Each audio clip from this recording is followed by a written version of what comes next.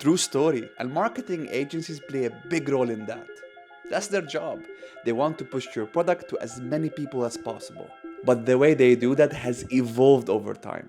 In the early 20th century, marketing agencies were focusing mainly on print media placements in newspapers and magazines. In the mid-20th century, agencies adapted by adding TV commercial production to their services. In the early 2000s, agencies began to include digital services like website development, search engine optimization, email marketing, and online advertising.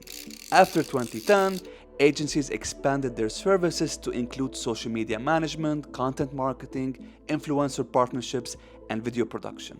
And now in 2024, AI is taking over, and agencies have to adapt again, and fast. There are lots of reasons why someone would hire a marketing agency. Reason number one is getting a fresh perspective. Agencies can offer an external viewpoint for breaking out of established and traditional company patterns. Reason number two, expertise. They know how to use most advertising platforms, write ad copy, create visuals, improve SEO ranking, build website and landing pages, and so on. Reason number three is access to expensive tools. This is very relevant for small businesses that can't afford the expensive tools to implement their marketing campaigns. And last but not least, time management.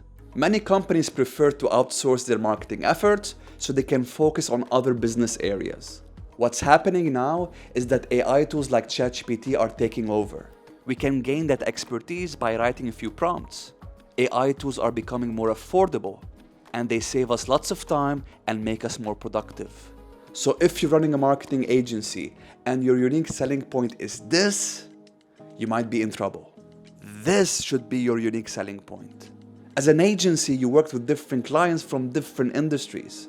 You know exactly what works and doesn't. You know the most common challenges and where opportunities lie. So you can come as an outsider and challenge the status quo. Yes, the what and the how might be provided by AI tools, but you can still provide the why. So no, it's not the end of marketing agencies. It's just another phase of their evolution.